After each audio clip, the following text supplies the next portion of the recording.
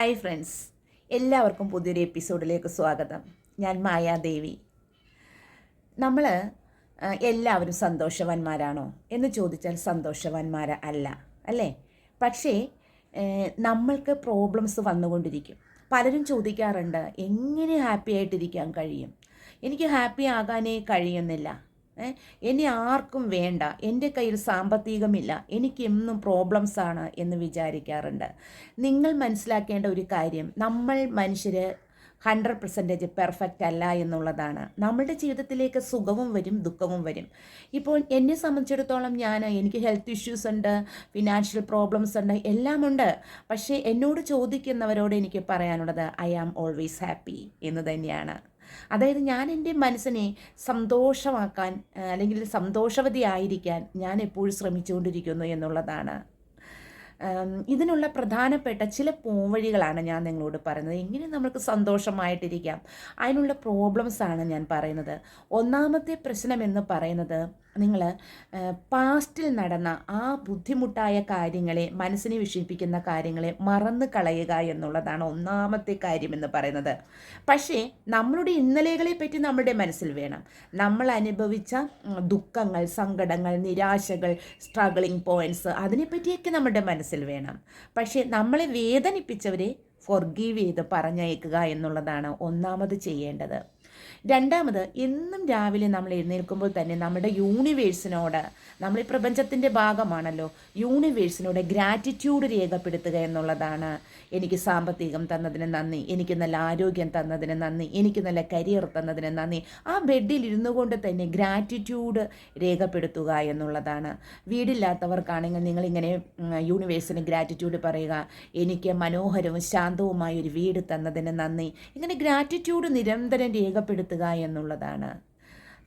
അതുപോലെ തന്നെ ടോക്സിക് ആയിട്ടുള്ള റിലേഷൻഷിപ്പ് ഉപേക്ഷിച്ച് കളയുക എന്നുള്ളതാണ് നെക്സ്റ്റ് പോയിന്റ്. നമുക്കെപ്പോഴും ടോക്സിക്കായ റിലേഷൻഷിപ്പ് നമ്മുടെ ഹെൽത്തിനെ ബാധിക്കും എന്നുള്ളതാണ്. നെഗറ്റീവ് ചിന്തകളാണ് ടോക്സിക് റിലേഷൻഷിപ്പ് നമുക്ക് തരുന്നത്. ഇത് നമ്മുടെ ബ്രെയിനിലൂടെ സഞ്ചരിച്ച്, നാഡീഞരമ്പുകളിലൂടെ സഞ്ചരിച്ച് നമുക്ക് ടോക്സിക് ആയിട്ടുള്ള ഒരു മനസ്സിലേക്ക് നമ്മളെ കൊണ്ടുപോകും. ഇത് നമ്മുടെ ഹെൽത്തിനെ ബാധിക്കും. വിഷാദം, സ്ട്രെസ്, ഡിപ്രഷൻ മുതലായവ വരും. നമ്മൾ ആകെ ഫ്ലോപ്പായി പോകും. അപ്പോൾ ടോക്സിക് റിലേഷൻഷിപ്പ് ഉപേക്ഷിച്ച് കളയുക എന്നുള്ളതാണ്. അതുപോലെ തന്നെ എപ്പോഴും ഗ്രൗണ്ടഡ് ആയിരിക്കുക എന്നുള്ളതാണ്. നമ്മുടെ ജീവിതത്തിലേക്ക് ആര് വന്നാലും ആര് വന്നില്ലെങ്കിലും നമ്മളെപ്പോഴും ഒരുപോലെ തന്നെയാണ്. അപ്പോൾ എപ്പോഴും ഗ്രൗണ്ടഡ് ആയിരിക്കുക എന്നുള്ളതാണ്. അതുപോലെ തന്നെ നമ്മൾ എപ്പോഴും നല്ലവണ്ണം ഉറങ്ങുക എന്നുള്ളതാണ്. ധാരാളം വെള്ളം കുടിക്കുക എന്നുള്ളതാണ്. നല്ലവണ്ണം വെള്ളം കുടിക്കുക. അതുപോലെ തന്നെ നല്ല ഡ്രസ്സിങ് സെലക്ട് ചെയ്യുക. നല്ലൊരു പേഴ്സണാലിറ്റി എല്ലാവരുടെയും മുമ്പിൽ കാഴ്ചവെക്കുക എന്നുള്ളതാണ്. ഇപ്പോൾ നല്ലവണ്ണം പുഞ്ചിരിക്കുക. അതായത് നിങ്ങൾക്ക് പുഞ്ചിരിക്കാൻ അറിയാത്തവർ, അത് നിങ്ങൾക്കൊരു ട്രെയിനിങ്ങിലൂടെ പറ്റും. ആദ്യ ദിവസം കുറച്ച് പുഞ്ചിരിക്കുക, രണ്ടാം ദിവസം കുറച്ചും കൂടി പുഞ്ചിരിക്കുക. പിന്നെ ഒരു കാര്യമുണ്ട്, പുഞ്ചിരിക്കുമ്പോൾ ആർട്ടിഫിഷ്യലായി പുഞ്ചിരിക്കരുത്, ഉള്ളിൽ തട്ടി നല്ല ഫീലിങ്സോടുകൂടി പുഞ്ചിരിക്കുക എന്നുള്ളതാണ്.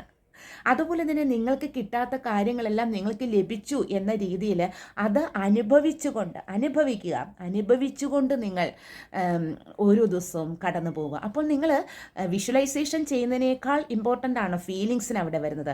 ഈ ഫീലിങ്സിൽ വരുന്ന ഫ്രീക്വൻസി നിങ്ങളുടെ റിയാലിറ്റിയുമായിട്ട് ഇടചേർന്ന് നിങ്ങൾക്ക് തീർച്ചയായും ഗോഡ് അത് തരുമെന്നുള്ളതാണ്. അതുപോലെ 100% ഈശ്വര വിശ്വാസിയായിരിക്കുക എന്നുള്ളതാണ്. അതുപോലെ തന്നെ നിങ്ങൾ രാവിലെയും വൈകിട്ടും മെഡിറ്റേഷൻ ചെയ്യുക. മെഡിറ്റേഷൻ നിർബന്ധമാണ്. അതുപോലെ തന്നെ നിങ്ങൾക്ക് നിങ്ങളുടെ ശ്വാസഗതിയെ നിയന്ത്രിച്ചുകൊണ്ട് പ്രാണായാമം ചെയ്യാവുന്നതാണ് 10 മിനിറ്റ്സ്.